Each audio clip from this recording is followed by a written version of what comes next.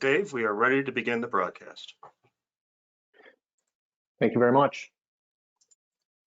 Good afternoon, everybody, and welcome to the Conference of Great Lakes St. Lawrence Governors and Premiers Webinars Summit Series.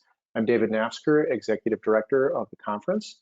We're hosting this series of webinars to talk about some of the most important issues facing our region, engaging some new voices, and talking with all of you about ways we can better work together to accelerate our work. As you saw before I began speaking, we are grateful to our very large group of sponsors that have helped make this series possible. We'll again display our sponsor slides at the end of today's webinar. Today's webinar will be focused on aquatic invasive species. Erica Jensen will be our moderator. She'll first make some introductory remarks and then invite presentations from our three terrific speakers. Following that, she will moderate questions and answers. And if you do have a question at any time, I'd encourage you to please type it into the question box that you can find on the GoToWebinar interface. We will get to the questions toward the end. And please identify if your question is for the panel as a whole or for one of the speakers in particular.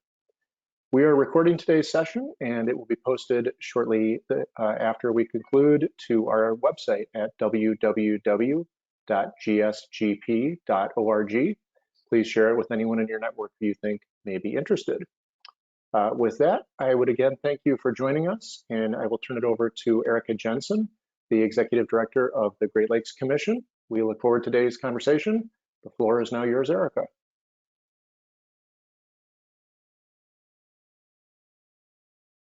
Thank you, Dave. And thank you, everyone, and especially to the conference for the opportunity to be here today and to moderate this excellent panel.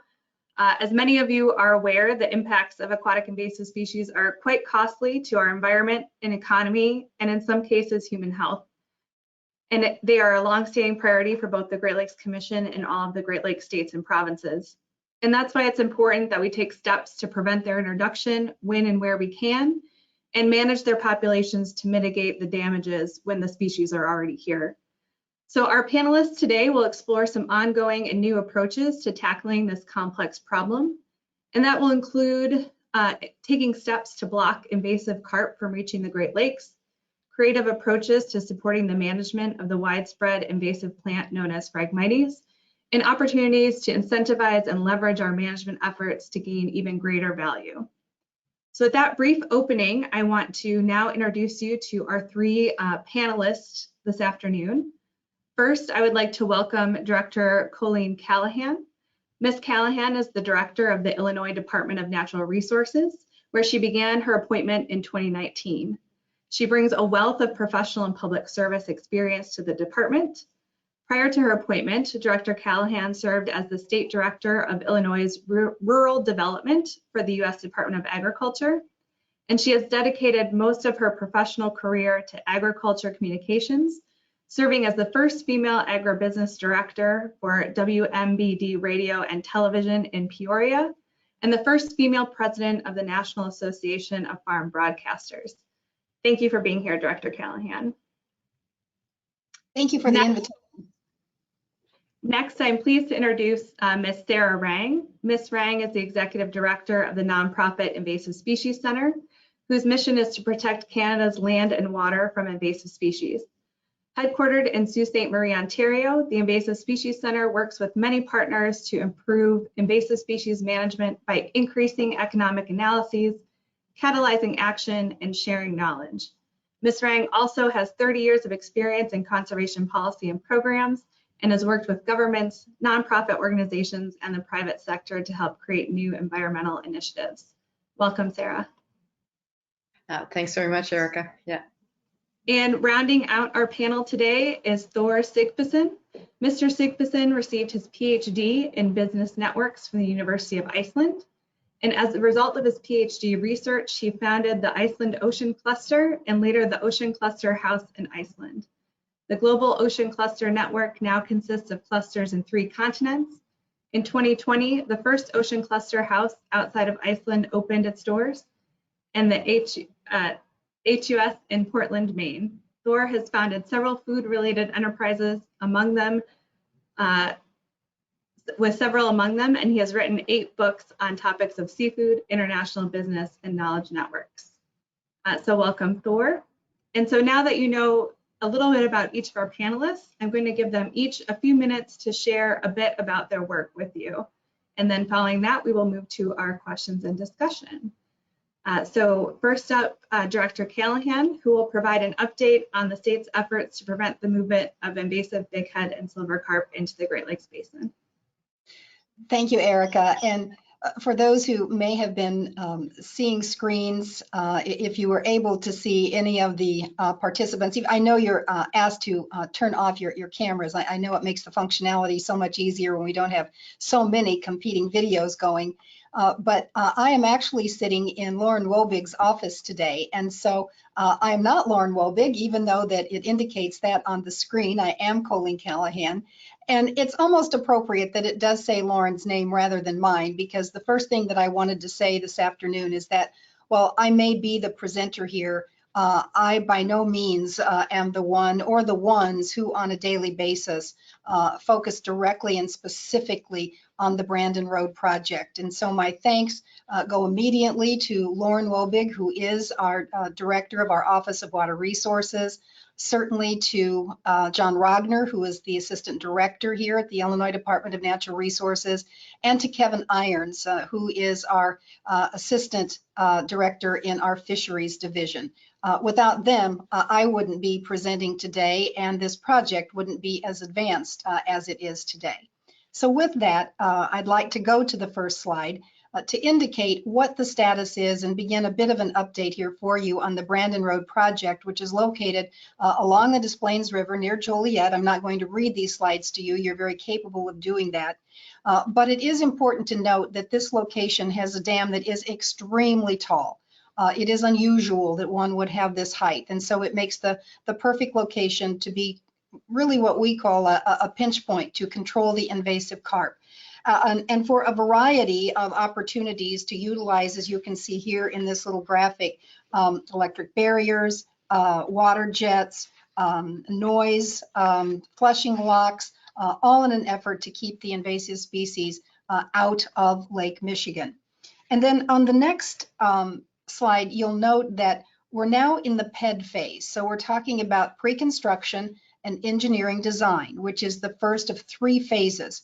And at this juncture, as the non-federal sponsor, which Illinois is, the cost share for that is 65% federal and 35% a state cost share. And so again, for this first phase, the cost is over $28 million, actually closer to 29 as you look at that graphic, over a 3-year period. We yet to have completion of identifying specific land rights for one of the areas. We're still needing to do some soil testing on that site. We're doing physical modeling, designing of the different components, and the initial deterrents. At 30% design, that means that phase 1, 2, and 3, there are 3 phases to this. And so we're hoping that in 3 years, we'll have that phase 1 complete, and then move on to non-structural efforts as part of this project. And I do want to focus on that because we talked about some of the deterrents, the bubblers, the electric barrier, and so on. But there should be, and there will be, at least Illinois would like to see that there be an educational component, an informational aspect to what we do, because this is such a significant project, not only for Illinois, but as we all know on this call, for this entire region. And it has worldwide impact. So it would be prudent that we would take the time to include an opportunity at this site to explain why this site now looks the way it does 8 or 10 years later from today, and to identify all the efforts that were made and for the reasons that they were made, and of course to keep invasive species, the invasive carp, out of the Great Lakes. And on the next slide, as we look specifically into the pre-construction engineering, I should say, and design, it means that it does take a village to raise a child and to create a project of this magnitude.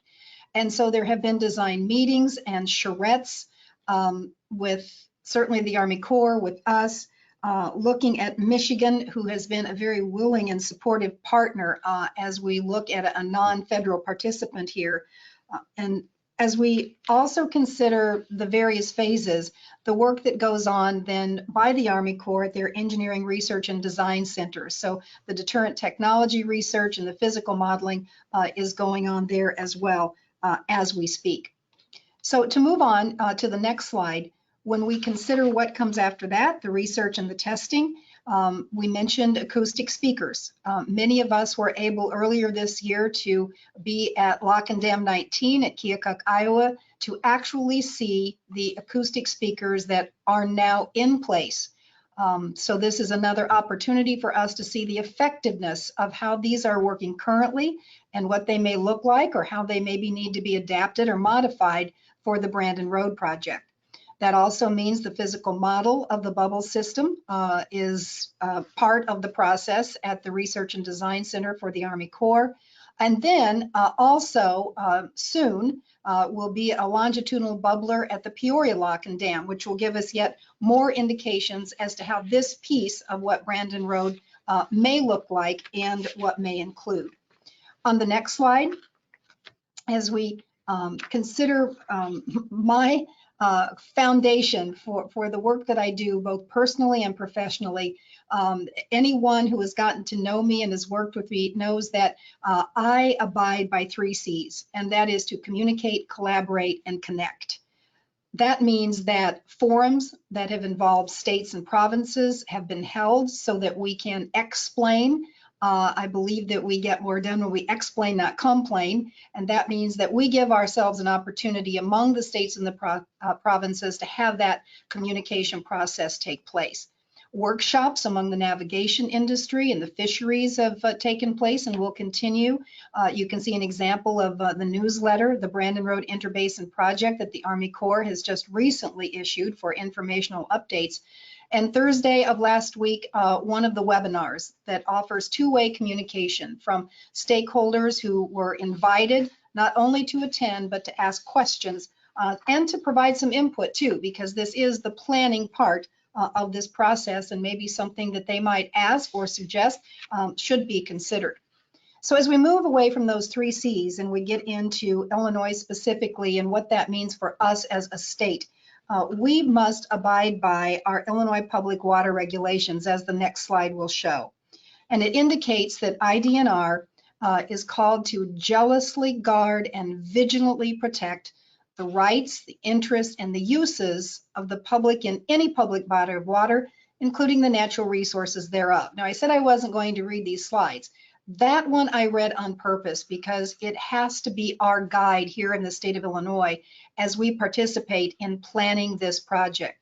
So the public water project impacts must, for all of the reasons that we just identified, as we jealously guard, vigilantly protect the rights, we've got to avoid, minimize, and mitigate anything that would interrupt what our guide and responsibility is. So 6 key areas that we've asked to be included as we planned for the Brandon Road project. And the next slide will show those 6 are including public safety, certainly navigation, public water access, transportation, recreation, and aquatic species movement. So when we talk about regulations here in Illinois, those are 6 areas that we know that we need to rise to the table for discussion because they are ones that we absolutely have to have as considerations for this project to be located in the state of Illinois. And then when we look to some examples on the next slide, examples of partner input opportunities for a better project. You'll see in this illustration that there's a little curve there, and what we've indicated there is we have proposed that maybe we shorten that entry, that we shorten that whole channel a little bit, which would, one, decrease the cost. And now we're talking about avoiding, minimizing, and mitigating on this project. But as we collaborate, consider shortening that channel, not only to reduce the cost, it would create a place for the fish to go. If you think about how we're approaching this and how we ask those fish to not go any further than all those barriers that we put in place, if you were the fish, you'd probably say, well, where am I supposed to go now? And so this would create a place for those fish to go. So that's one of the things that we have proposed for discussion as we've gotten into this early on during the PED discussion, and hope that this may be an even better project than originally planned. And likely it will be because of so many who are so not only interested, but have devoted a lifetime to this kind of issue. And clearly, two heads being better than one, we've got multiple heads that have been able to have provided input. And in my final slide, our mission continues. It's not only about the barrier or the barrier that also exists, certainly in the Romeoville location, but strategic and science-driven harvest removals. So that means that we've been working with a variety of partners, contract and removal in the upper Illinois waterways, enhancing efforts with commercial fishers in the lower part of that Illinois waterway, to the extent that within a pretty short period of time, we have been able to work with those commercial fishermen and help them now establish their own fishermen's co-op. It's been a big difference to that group, rather than working independently, which they still do, but now they have a group, an organization that can speak collectively and with one voice about what they need, such as an ice machine along the Illinois River as they're harvesting the invasive species. And we also have a number of businesses and identified a number of economic solutions in addition to these structural processes that we're talking about, not the least of which is engaging with the food service industry. So I will leave it there. I know that you'll have a lot of questions likely after the other presenters, and I do thank you for this opportunity to present.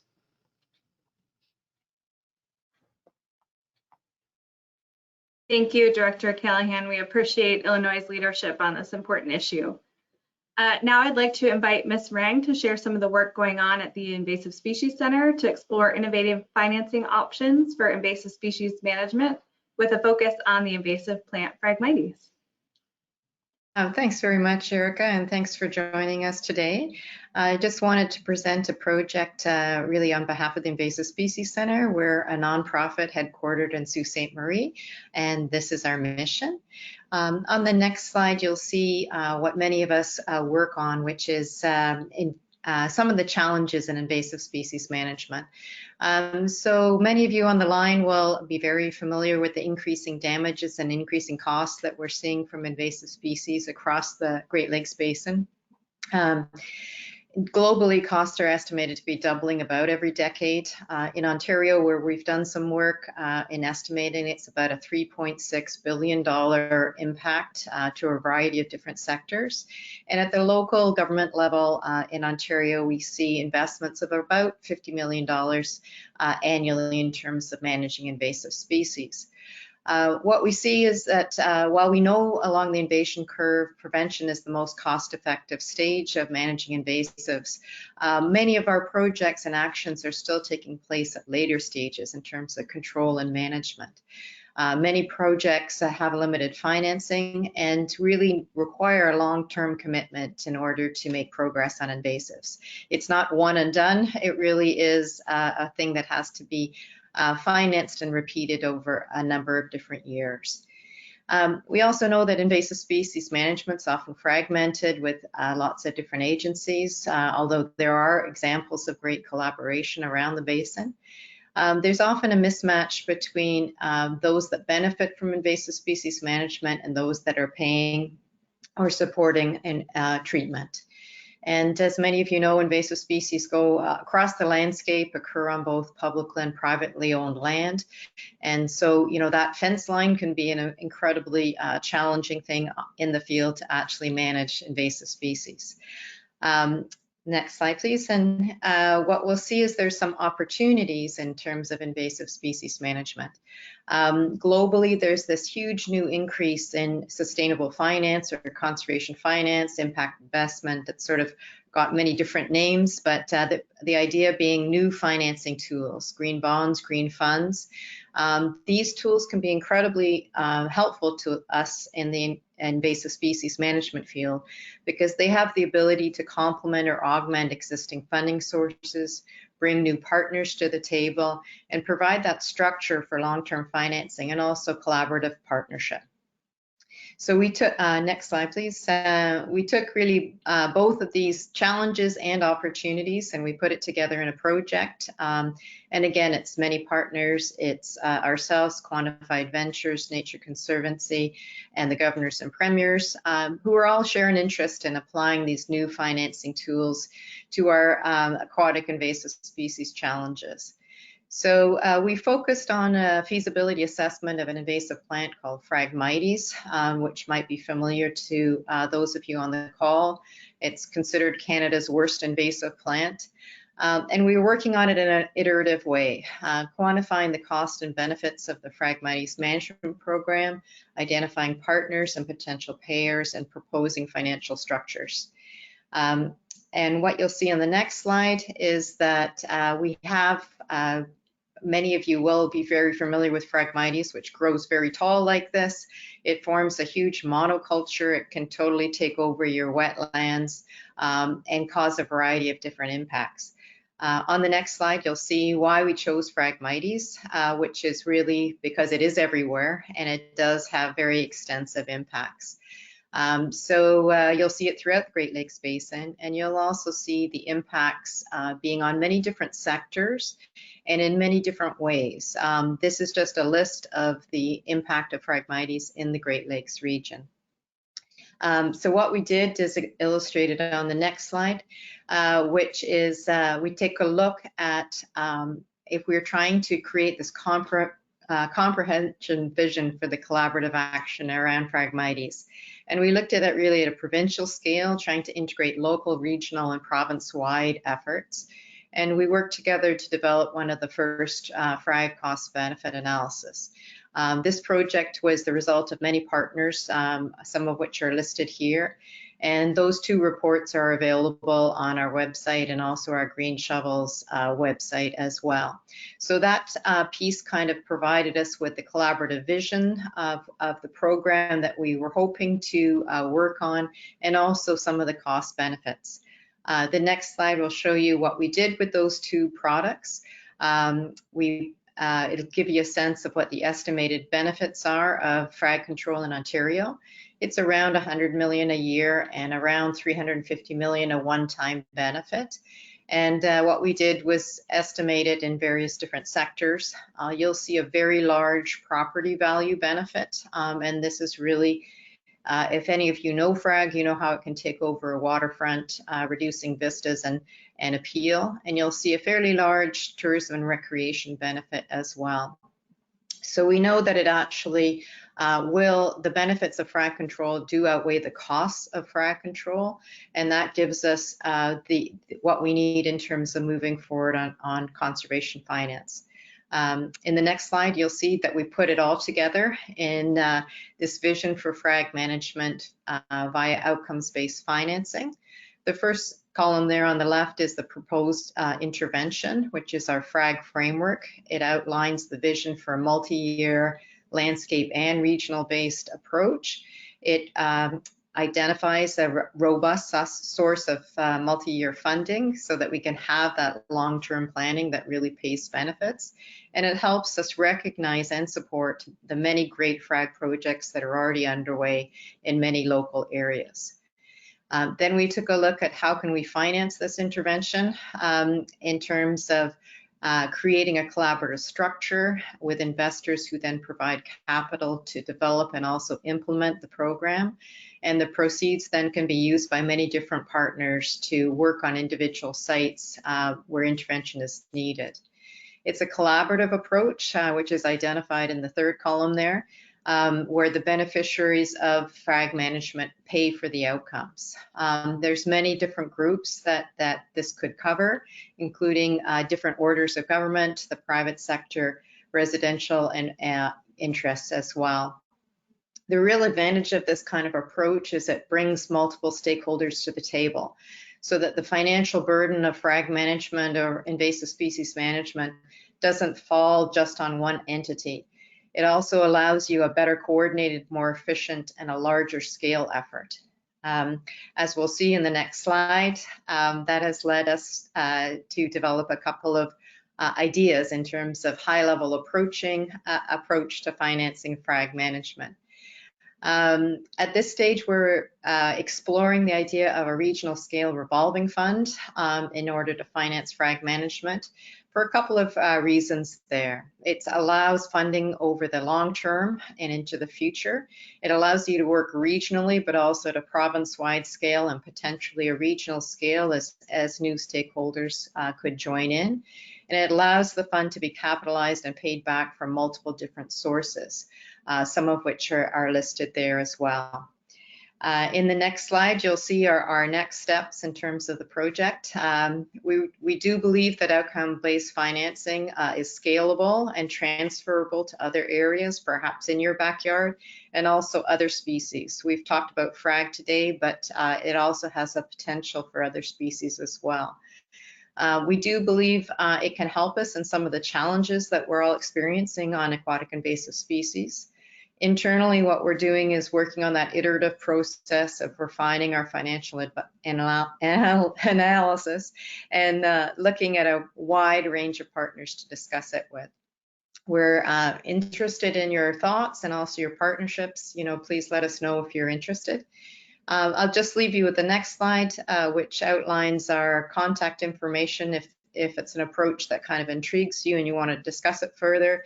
That's my contacts there, Sarah Rang. I've also put up Ben Cohen's, who's the lead from the Quantified Ventures, who's the expert in terms of the financing approach. And just wanted to close with appreciating the ongoing support from the partners who are helping to support this project. I'll leave it there and turn it back to you, Erica.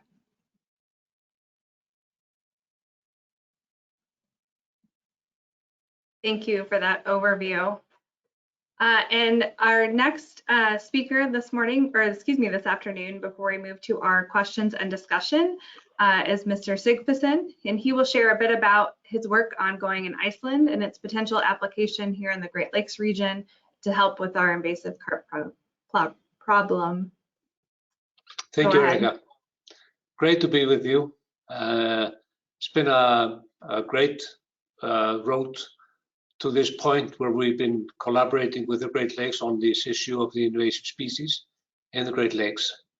If I may just give you an introduction to what Icelanders have been doing in the last few years, maybe next slide. We have been in the forefront of the world in what we called the incredible fish value machine, meaning that we see the whole fisheries only growing if we're able to have a complete value line from the harvesting to the end value and look at all the parts of this value line as the key to the success and the competitiveness of the industry. And gladly, we are now up to nearly 80% usage of our whitefish, while most countries we are comparing ourselves with are closer to 50 to 55%, meaning that nearly 40–45% of the bite of the whole fish is actually used for landfill in most countries. And this is the sad part. But it's also an opportunity with regards to the invasive species, because what we see is that if we can look at this whole value line with regards to invasive species, as we've done in Iceland in some cases in the past, we are finding ways to create more value from these species. And if we can create more value from them, it makes the whole value chain much more efficient. And that's basically what we've been doing with the Icelandic cod, for instance. This picture indicates that we are creating enzymes. We're doing cod roes, all kinds of leather products from the cod and actually other whitefish species as well. And this means that we have not only doubled the value of each cod, we can actually see it tripled and even fivefold in the coming 10 to 15 years. Next slide, please. Probably this one shows us best what Icelanders have been doing. We call it the 100% fish. And there are companies in Iceland now who are emphasizing on creating value from all parts of the fish and leaving nothing to the landfill or to throw away. And it's not philanthropy. It's basically the reason for this is that some of the best proteins in seafood are actually in the byproducts, not in the fillet. So we're finding all kinds of values from the intestines, from the liver, of course, from the fish skin. And it means that we are creating jobs as well in Iceland, in a country which doesn't have that many other resources. We, of course, realize that we need to treat these resources as professionally as we can. This is probably one of the reasons that we have been able to create a large startup community and a dynamic industry that are working together to create new projects and new products that are sold globally. Next slide, please. What I think is probably the Icelandic model, if we can say that here, with regards to the invasive species as well, is that it is based on the extensive collaboration model. I really loved what the last speaker was talking about, the 3 C's, the collaborative part, or the connecting part, and the communicating part. And this extensive collaboration is the key to the success of the Icelandic model. We also have to realize that the investment capability has to be there as well. And the new technology, there is a continued development going on in the seafood industry, which is the key proponent of the success of the Icelandic industry. We would not be able to compete on a global market if it wasn't for the fact that we have introduced new technology that I'll tell you a little bit more about later on. And then, not least, we have competitive government funding for research. And this is what I see as well in the Great Lakes region, which is the crucial part. The government has to play a part here to also create more collaboration among the fishermen. The fishermen are not sort of naturally positioned to work together. These are natural resources, and they tend not to have, in the past at least, worked very much together. But government funding, competitive funding, can initiate all kinds of collaboration, which I find already happening in the Great Lakes, and which is so crucial, because the whole thing here relies on the mindset of collaborating, the mindset of realizing that we have more value probably in the invasive carp than most realize. Next slide, please. So if we just look at the invasive carp, the whitefish we have here in our discussions. What I think is quite interesting is that what we have found out is that this fish has huge potentials in terms of the value creation. And it was kind of a surprise for me even. I had no idea that we could actually make so much out of it with the new technology that we have been introducing here in Iceland. What we did was to bring the carp to Iceland, frozen of course, and get the best specialists and the best technology to find a solution to develop as good products as possible, as could be possible with this invasive species. Next slide, please. So our task was to develop a strategy with suggested actions to maximize the utilization of the invasive carp in the Great Lakes. We were not sure how this would develop, but it was quite interesting when we finally received the carp here in Iceland and started to get the group together. We had some of the biggest companies in the world working with us, companies including a company called Marel, which is one of the biggest in the world in fish processing technology, a company called Curio. We had also the Research Institute here in Iceland, which is called Mattis. So we brought them all together in one space to discuss this and to find the best ways to do it. At the same time, we had some of the best technology available for us to try on, not only here in the Reykjavik capital of Iceland, but also in some of the communities outside of Reykjavik. So actually, our carp was actually transported a little bit, but it made it even more interesting. So to begin with, next slide, please. To begin with, we started the heading and sort of basic processing. what was interesting is that we found out that the technology that we already have, even though very few have been trying it on with the carp in question, it seemed to work quite well with the same technology as we're using with other white fish species. So this was already something that was a very good and positive sign to what was going to be happening in the process. Next slide, please. Just to give you an idea of where we stood with it, with regards to the testing, we were quite pleased to see how large the fillet with the skin on was in terms of the full weight in comparison to the full weight, and the head as well. And then so all the indications were that even though this is not new to many of the people that are already processing it, we were very confident that we had a percentage here with a quality fillet and the heads as well. That meant that there was a potential here to continue to create the value. And to the next slide, please.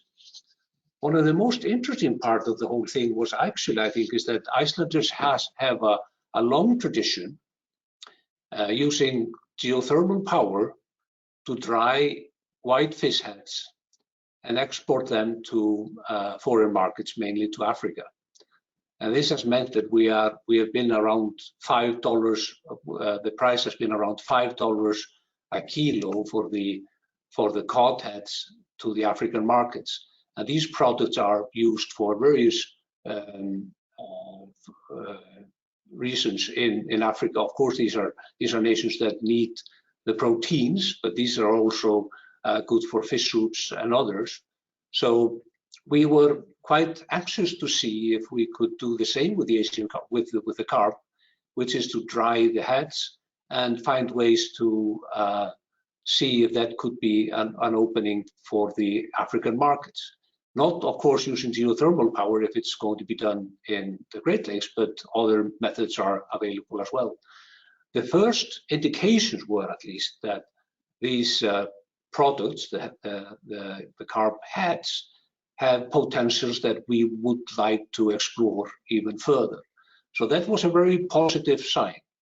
But I will still say, next slide, that the most amazing part for all of us here in Iceland is that the filleting, using the best available technology in terms of getting as much fillet out of the carp and get as high quality fillet as possible, led to quite an amazing results for all of us here.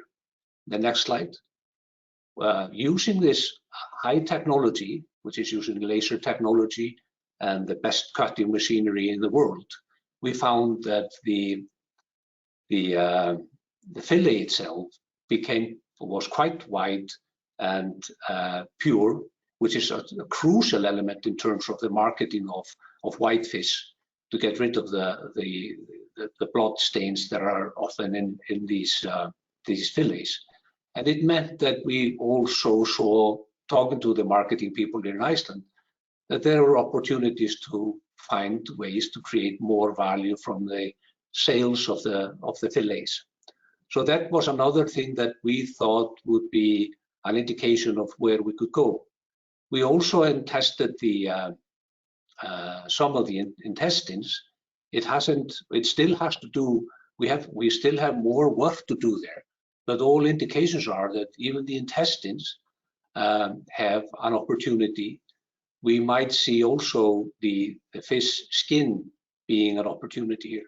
So keep in mind, we're coming from a small nation, small fishing nation, that is taking the white fish, coming to Iceland, and creating value from it, not only from the fillet, but from the whole fish.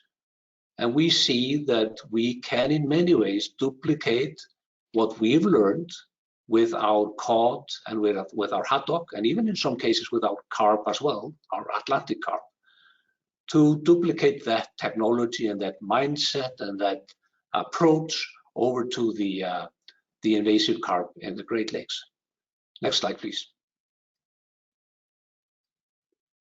So our study shows huge potential if further collaborations developed among fish processors and new technology introduced to create high quality fillets and value from all the byproducts. Success will only be realized, however, with extensive collaboration within the industry, new investments and government support.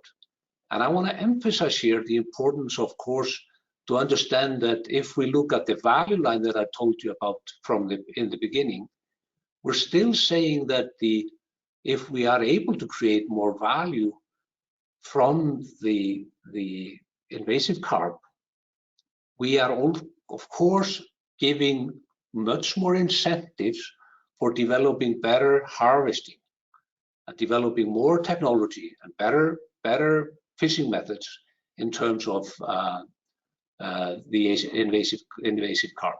So all this goes hand in hand, and it's very important that we just emphasize once again that this has to be done through collaborative efforts. No one is going to do it alone. It has to be done with a strong support from government. We would recommend definitely this competitive research funds that have done wonders, both I know in Iceland, I know in Norway as well, where they've developed lots of collaboration among industry, and not only industry, but also collaboration with research, with clusters, with people from different parts that have made these industries here in Iceland and in Norway, if I'm taking that as an example as well, a much more dynamic value creating industries. So we have an opportunity here, and I'm glad to share the Icelandic experience with you, and I hope to answer any questions if they are. Thank you.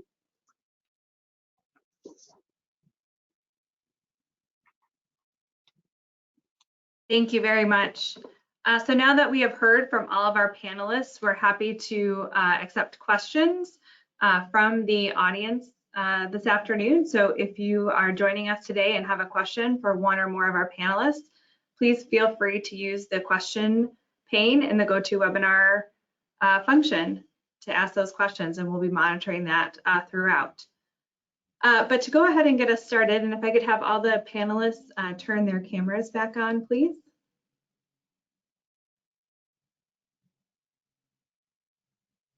Great. To get us started, I might go ahead and ask a question of Sarah. Thank you for that presentation, and I was really interested to see the quantification of all the costs associated with Phragmites, which gives you, I think, a good platform for going out and talking about the importance of managing this costly species. When you're thinking about this innovative financing approach and carrying it forward to other species, do you see any challenges with trying to apply it to a species that's not here yet, where it might be more difficult to quantify those benefits of management or prevention? Yeah, thanks, Erica. When we first started the project, we did look at a couple of other invasives, and we learned something from each one of them. And I think as time goes on and as a community, we will learn really what works and what makes a good candidate for conservation finance or outcomes-based financing. Frag, I think, really does. You know, you're really looking for something that has relatively widespread, relatively high impacts, and lots of different impacts on different sectors. So if, you know, to your question, if something isn't here yet, could you do it as a preventive one? Certainly, it's just a lot harder sell, I would say. And in general, you know, we have a huge amount of appreciation of things that are here and are impacting us. It's much harder for us to have the same kind of interest sometimes in things that aren't here yet. And that's often the problems that we see with invasives. We want to be proactive and preventative and strike early and get the first patch. But it is often more difficult. So certainly I think the preventative aspect is hugely important in invasive species management. It could be very useful, I think, if we had a conservation finance that focused on prevention and also an early detection. So not necessarily species specific, but stage specific, if that's a mouthful. You know, I think that might be more the way to go, is just how do we actually do finance work in terms of prevention, early detection, and rapid response, that end of the invasion curve. You know, you could do a fund around that. It would certainly be something pretty interesting to explore. Yes, Director Callahan, Erica, do you mind if I ask Sarah a question? please.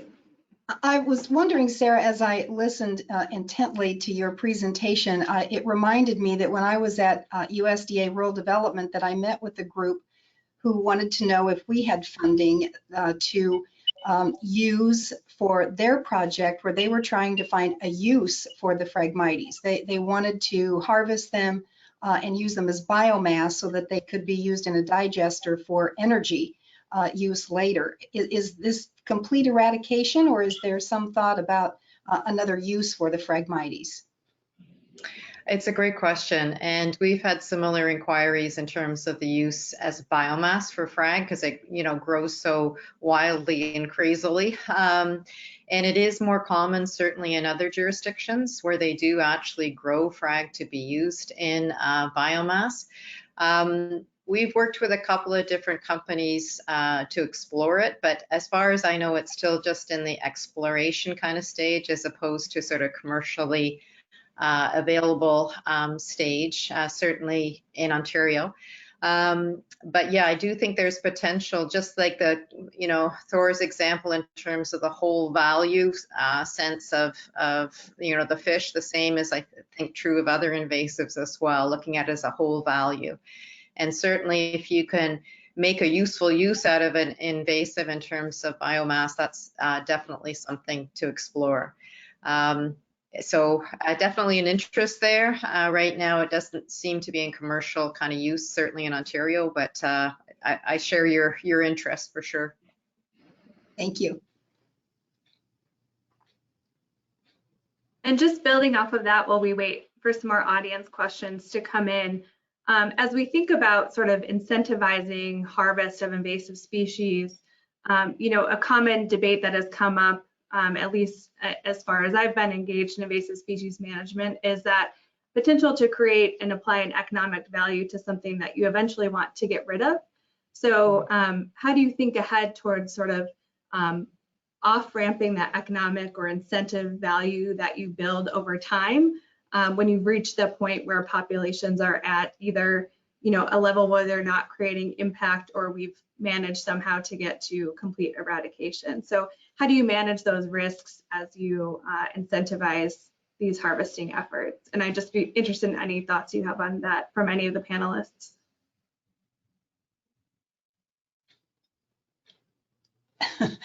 Apparently no one wants to start on that one, and I certainly don't have all the answers, but I'm particularly interested in what Thor has to say about this. But I will add the way that we have evaluated it, and what I have learned about what at least we're doing here in Illinois is that because the invasive carp, formerly known as Asian carp, is so incredibly productive. The amount of fish eggs that is produced is beyond one's imagination almost.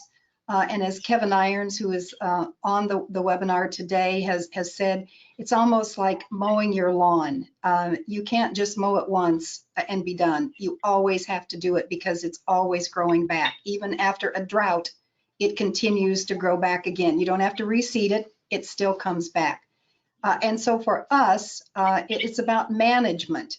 And that's how we've approached it. It is that, are we trying to eradicate it, or are we trying to manage it? And right now we're trying to manage it and doing the best we can, utilizing the alternatives that we've identified and engaging and collaborating with the fishermen and with those who want to become involved in that industry to the extent that Thor has outlined, as has been done with the cod. Yeah, this is right. the reason why, you know, Erica, this is go ahead. I was just going to say, this is the reason why I was kind of silent, because there is no easy answer here. And I think Colleen is absolutely right. And I would just to stress what she's saying is that the collaboration here is so crucial. And this is something that, but I would also like to remind us, just as you were saying in the beginning, that this, there needs to be a profit motive as well. And there is the opportunity to look at this as an opportunity for the industry and for new jobs and for the creation of wealth in the community. And even though we're always saying it's an invasive species, we've had invasive species in other countries.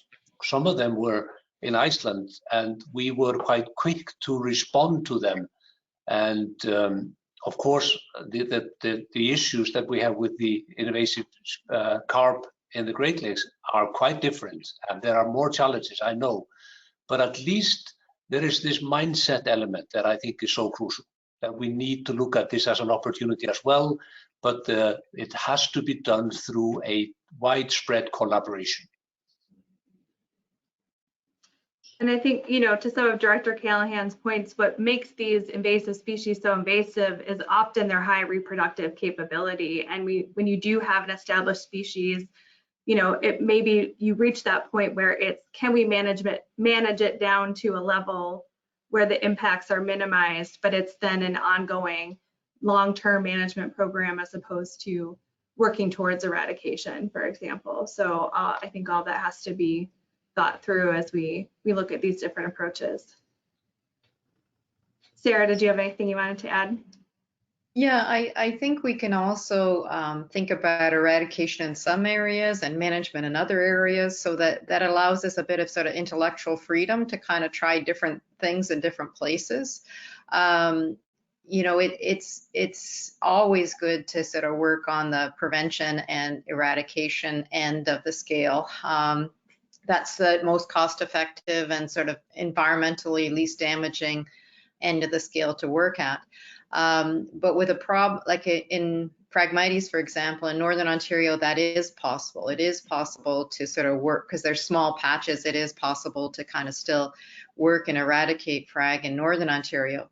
In Southwestern Ontario, where it is, widespread across the landscape, you really do need different tools and thinking about it. And so I tend to kind of think of those terms more as a landscape-based kind of term, as opposed to just a conceptual term, because otherwise I find it's harder to kind of have the innovation that we need to think of, allow ourselves new approaches and new ways of thinking about it.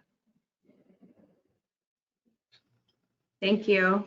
So I'd like to use that. This may be our last question, as we're slowly ticking away at our time here, but given that, and we think about these efforts and managing invasive species, how do you think about measuring your success and communicating your success, especially when, you may have members of the public who expect eradication or complete removal to be, the end goal, where maybe you're looking at one site, but not at other sites. So how do you define your success in these efforts and communicate, your goals and what you're trying to accomplish to the public? And that's for anyone to address.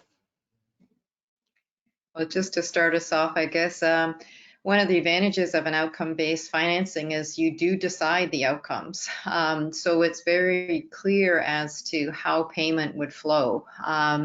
So unlike sort of other projects where success could be defined in different ways, an outcome-based financing is very specific in terms of the outcomes that need to be met in order for repayment to occur. So it has the advantage of sort of clarity and discussion about what success looks like and what can we do. So it's kind of baked right into the financing itself.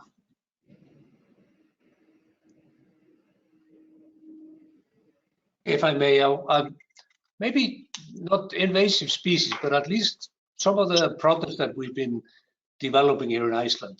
If we would look at, for instance, the cod liver 30 years ago was mainly thrown away. And people started to think, well, what could we do with it? Of course, there have been some fish oil made from it, but there were no incentives for the fishermen to hold on to it. But as soon as we saw the value line being created around even this small byproduct that was actually treated as waste in the past, we saw the prices increase Certainly people are not only doing fish oil, they were doing all kinds of medical products, etc., from the fish oil. And it meant that the fishermen received more payments for their catch, for their liver. So they didn't throw it away, they kept it in special containers. And since then, no one in Iceland would actually be thinking about throwing away this byproduct. And this is exactly what needs to happen. As soon as we get people to understand what kind of value there is in the opportunities to develop more high-end products, having all these amazing institutions all around the Great Lakes to do these amazing things, whether it is biotech or whatever, with these proteins that are, of course, some of the best proteins in the world in this invasive species, then suddenly things start to click. And it means a different mindset, of course, but this is doable. So I would say, if I'm defining success, I would like to see new jobs being created, more institutions being brought in. Sadly, there are so few institutions, even in the biotech sector in the US, that understand the value in some of the ocean proteins. The oceans and the waters are still really not thought of as an opportunity. So we need to bring the biotech sector into it as well. And that might probably be a very clever move for us to go to the absolutely highest level of the value chain and see if they might actually trickle down some of their knowledge and interest in getting the fishermen to keep some of their byproducts and some of their opportunities and create opportunities for both. Erica, I would say, as far as the Brandon Road project, we hope that those who use the river, whether it's for navigation or recreation or for sustenance, those who actually fish the river for their daily protein needs, as well as the Great Lakes and the provinces, will say that at the conclusion of the Brandon Road project, that if we can do this well, when we collaborate, when we communicate and connect, and an education piece is a component of that, that people will say thank you. Thank you for this project. Thank you for helping us learn. Thank you for helping us realize why this investment was made, rather than saying darn you. And so that's our goal as we look to the Brandon Road completion and the control, and I'll say control, of the invasive species. And certainly when you're dealing with prevention, you know, our continued success is evidenced by the fact that we don't have invasive carp in the Great Lakes Basin. So thank you again for everyone participating today and sharing your information on these different efforts. I hope our audience and attendees today learned something new and are energized to go out and start exploring and finding out more about these different initiatives and engaging in these partnerships and collaborative efforts that are really so important to making our invasive species prevention and control efforts a success.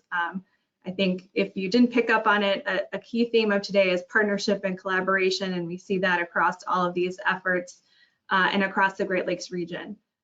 So with that, if our panelists would like to make any concluding remarks, I will just offer up one more chance to say anything else before we wrap up today.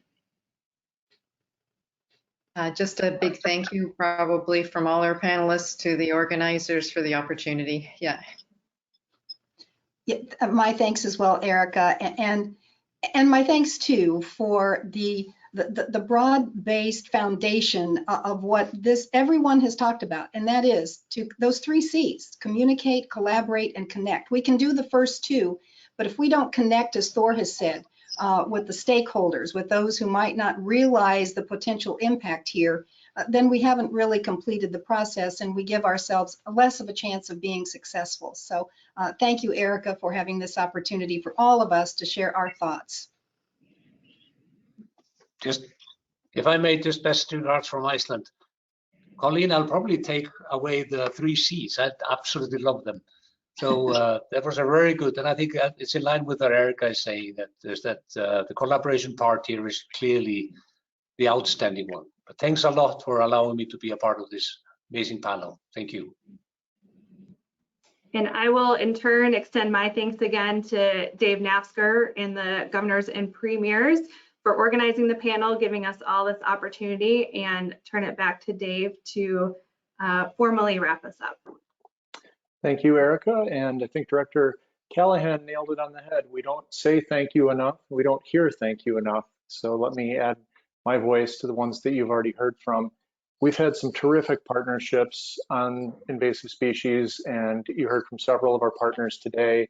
I would mention that we have a number of things on our website. If you'd like to learn more, that includes the resolution that the governors and the premiers recently adopted related to Brandon Road and the work that Director Callahan described, the Iceland Ocean Cluster report on 100% invasive carp that Thor Sigfusson talked about, and the Quantified Ventures Invasive Species Center report on addressing Phragmites through outcomes-based financing.